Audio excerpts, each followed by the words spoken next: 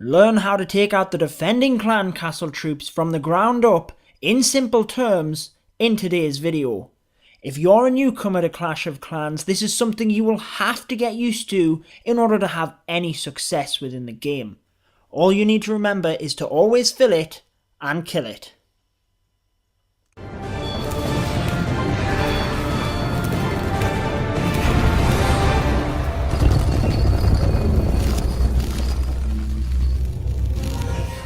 What is going on, guys? Judo Sloth here, and welcome to another Clash of Clans video, where today we're going to be showing you how to take out the defending clan castle troops.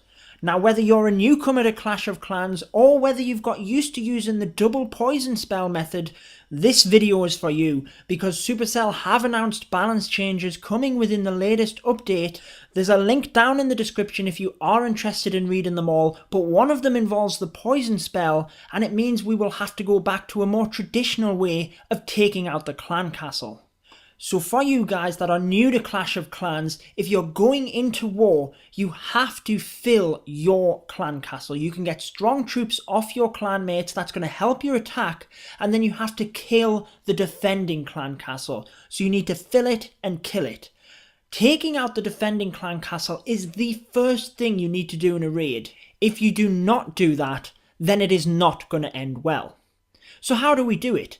Well, this is the clan castle, and you can see when it's highlighted, this circle is its trigger radius. You have to put one of your troops within this circle in order to draw the defending troops out of that castle. So you're going to have to use some of your troops in order to draw the defending troops out. And it's important to note that if your troops get taken out, even when they're within that circle, then the defending troops will stop coming out of the clan castle. So you'll see on this one, with it being a level 3 clan castle, there is 20 troop space. So that could be 1 dragon, 5 wizards, or even 20 archers. So if it's a single dragon in there, that will come straight out as soon as you put anything within that radius. If it's a variety of other troops in there, you'll have to make sure that you've lured all of them out of the clan castle. Often you can see that they've stopped coming out. Sometimes you might have to count them to make sure that they're all there, but the last thing you want to be doing is leaving a wizard in there. Now, that gameplay in the background showed the double poison spell method, but when the new update drops, that dragon will know that it's taken damage and just flee the spell. So what you will have to do is occupy it with some of your other troops. Now, I know that's kind of skipping ahead a little bit, but I wanted to mention that before you saw the replay in the background now, because this shows one way that you might use the poison spell after the update to more slow down the defending troops as you're engaging them. But kind of going back to where we were, these replays are on now because you might ask, do I always have to lure the clan castle? At lower level, I would say yes. Once you start getting to Town Hall 7 and 8, it depends on your strategy. If you're using dragons, you might decide not to lure, because you can engage the troops mid-battle, your dragons are tanky enough, but I would still consider the clan castle. It might affect where you attack from and things like that, but not something we're really going to go into in this video. Now, I know we're keeping this relatively low level, but once you start getting to Town Hall 9 and there's lava hounds to deal with, if you're hitting that full on, you need to make sure that you're at least engaging it in an area that isn't highly compact with defences. So you'll see on this replay that the queen isn't really taking any damage. There's no defences shooting at her. She can just slowly hit away at that lava hound to take it out and then progress the raid from there. So getting down to actually taking the clan castle troops out, I would mostly just recommend using a giant to do this. On this raid, I had to use a hog rider to get over the wall and into that trigger radius. You then need to draw them to an area of the map where you're going to kill them. At Town Hall 8, you will often see the dragon, and I think by far the best method for taking that out is dropping a couple of barbarians under the dragon and using wizards behind it. These are then preserved to join in with your main attack. So slowing that down, and this is how you will have to use the poison spell when the update drops. You have to keep the troops inside it occupied, otherwise they'll flee the spell. So I have a couple of barbarians down first to attract the fire from the dragon. then my wizards are in behind to do the damage, and as soon as the dragon is about to take out my barbarian underneath, I pop another one in order to make sure that it's not shooting at the wizards, and this means you're taking the troops out with maximum efficiency and ensuring you have them wizards left over to help with your main attack. So that's how I'd recommend taking out the dragon. But what if it's not a dragon? And what about low level gameplay? Well, I jumped into multiplayer to try and get you some examples, so we're going to give you some tips with the best ones we've got.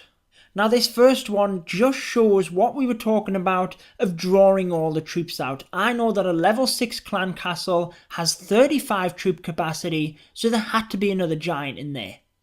Now on this example I have my giant within the radius, and you can physically see that the wizards have stopped coming out of the clan castle, so I've got them all. And at low level, once you've pulled the troops to the side, archers will be your go-to strategy for taking them out. Now you will notice that I was deploying my archers in a semicircle around the wizards.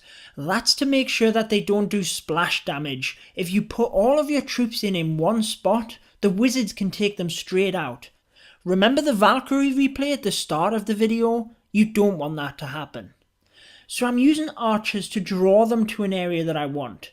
I do have a few barbarians in this one, but really you can just use all archers so long as you're circling around the troops so they can only hit one of your troops at a time. Ideally, you will take these out in the corner of the map where there's no defences shooting at you, but also think about trying to do this where you're then going to attack from so that any remaining troops, after taking them out, can help with your main attack. Now often drawing the troops out to the side is made easy with the use of a builder's hut. You can anchor one of your troops onto this and the defending troops will make their way towards you. So once again circling them with archers, and just make sure you're putting enough in to get the job done. I mean, you don't have to overkill it, but make sure you're not just sprinkling them in one or two at a time. You need enough so that they'll actually cover for each other. Now I did show you how I think it's best to take the dragon out with the barbarians and the wizards, because not only is it super efficient, but you're more likely to use them leftover wizards when it comes to your main attack. Now you can still use the archer strategy to take the dragon out.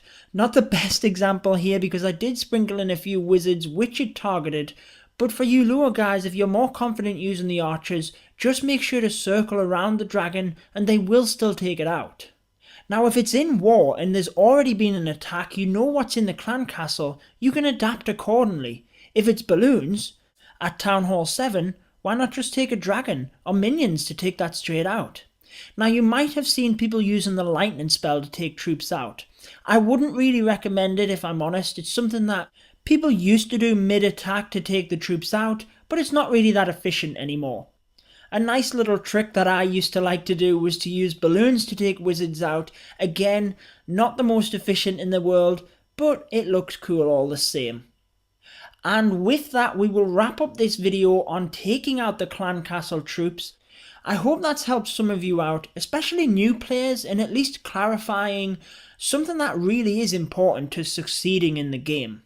And I know there's more advanced players that watch my channel as well. If you do have any other tips, please drop them in the comments below to help other players out.